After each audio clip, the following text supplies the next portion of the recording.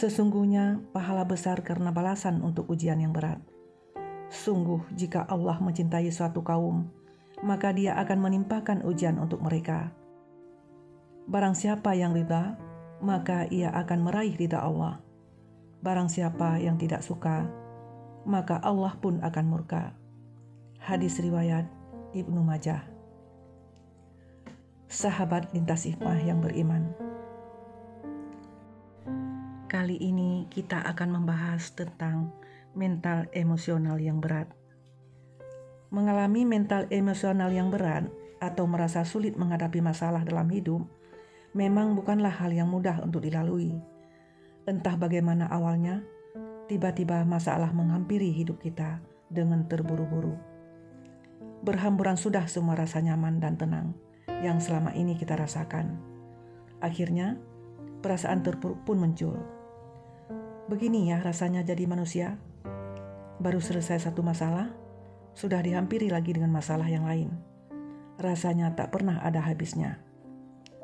Seperti halnya musibah yang telah menimpa seorang muslimah bernama Faiza. Tanpa menunggu ia siap, ibunya mengalami sakit mendadak dan koma. Pernikahannya berantakan, hingga ia tak punya pasangan untuk saling menguatkan.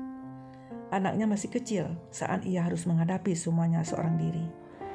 Andai kita jadi dia, apa yang mesti kita lakukan? Dear muslimah, kehidupan yang sulit tidak hanya kita rasakan sendiri. Di luar sana, ada banyak muslimah yang mengalami hal yang sama buruknya, atau malah lebih buruk. Sampai-sampai kadang untuk bernapas saja sulit. Saking sulitnya, pandangannya kosong. Ia limbung dan tak tentu arah. Ia bahkan tak tahu harus bagaimana menghadapi semuanya seorang diri.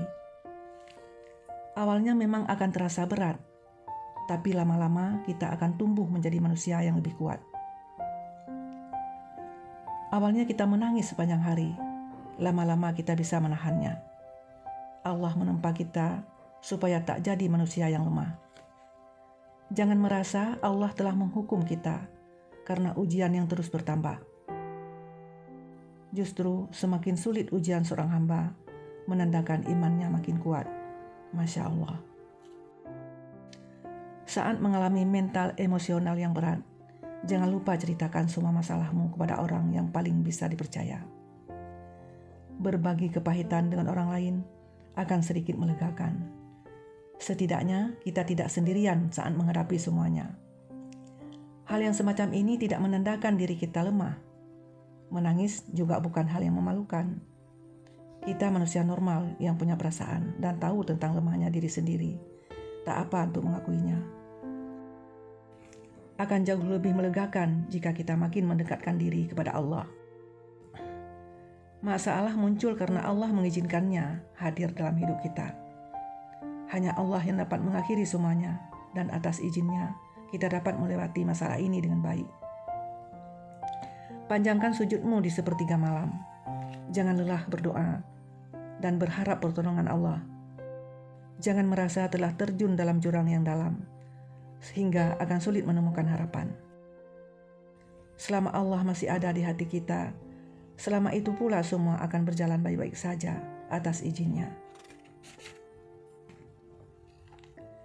Hidup memang akan selalu seperti ini, dan kita harus benar-benar menyadari itu. Tidak ada orang yang akan luput dari ujian sesempurna apapun hidupnya. Ingat, kita hanya melihatnya dari sisi luar. Orang-orang yang hidupnya terlihat sempurna, seolah tanpa beban dan tak pernah menemui halangan, sesungguhnya tak benar-benar mengalami hal sebaik itu. Jadi, jangan membandingkan hidup kita dengan mereka, karena pada dasarnya, semua mengalami hal yang sama pahitnya. Bersabarlah, sambil terus mendekatkan diri kepada Allah. Ingat, Allah tidak pernah meninggalkan kita seorang diri. Apalagi dalam keadaan sebalik ini. Dan apabila hamba-hambaku bertanya kepadamu tentang aku, maka jawablah, aku itu dekat. Aku mengabulkan permohonan orang yang berdoa apabila ia memohon kepadaku. Maka hendaklah mereka memenuhi segala perintahku, dan hendaklah mereka beriman kepadaku. agar mereka selalu berada dalam kebenaran. Quran Surah Al-Baqarah ayat 186. Kita lanjut dengan poin yang keempat, yaitu menyembuhkan luka batin. Perasaan kecewa, sedih, terluka, dan merasa disakiti akan dialami oleh semua orang. Tidak semua kekesalan mesti dipendam sendiri. Ada saatnya perlu diceritakan kepada orang lain, supaya hati merasa lega. Sebab kita manusia, jadi wajar jika sekali-kali merasa capek. Jangan menganggap itu hal yang salah.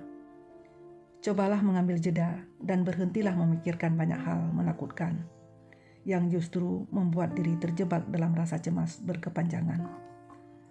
Ada kalanya, apa yang kita pikirkan tidak pernah terjadi.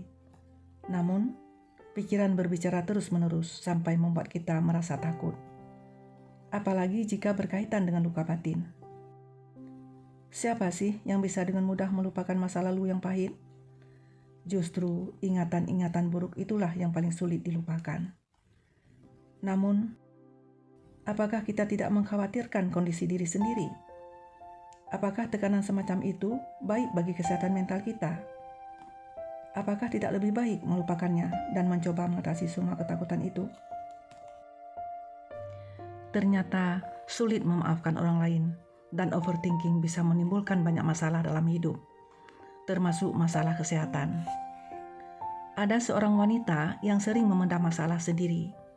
Ia hidup dalam kecemasan yang berlebihan, dan lagi ia merasa sulit memaafkan orang-orang yang pernah menyakitinya. Wajar memang. Siapa sih yang dapat dengan mudah memaafkan kesalahan orang lain? Apalagi jika itu fatal akibatnya. Namun, semua itu justru membuatnya depresi dan sakit. Hal semacam inilah yang mesti dihindari, terutama bagi para muslimah seperti kita. Sahabatku, mari kita coba menerima semua kejadian buruk dalam hidup. Rasanya terlihat sangat tidak nyaman untuk diingat. Tapi kita mesti tahu bahwa tak ada satupun kejadian yang terjadi tanpa izin dari Allah.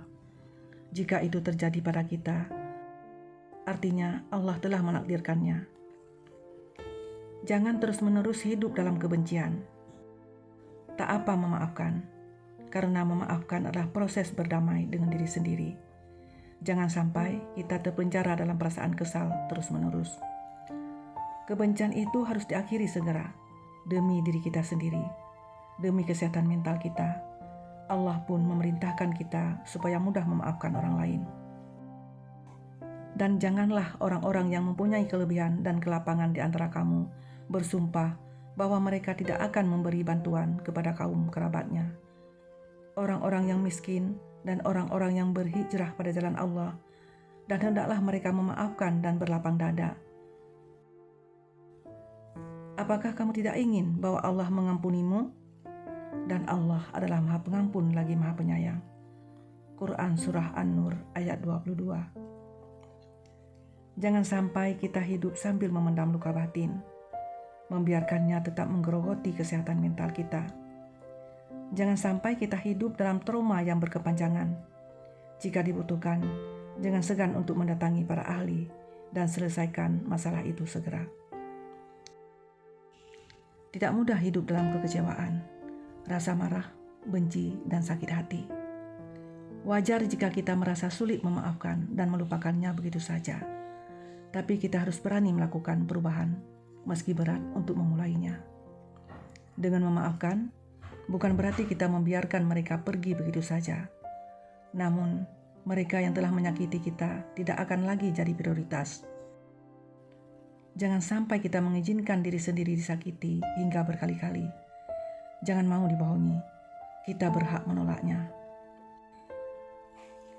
Hiduplah dalam rasa lapang, sampai ingatan pahit itu tidak terasa menyakitkan lagi saat diingat kembali. Mari berdamai dengan diri sendiri. Memaafkan orang-orang yang telah menyakiti kita adalah bagian dari mencintai diri sendiri. Akan lebih menyenangkan jika kita dapat hidup dalam perasaan tenang dan lapang. Sebagaimana kita ingin Allah memaafkan, maka maafkanlah orang-orang yang pernah melukai perasaan kita. Maafkanlah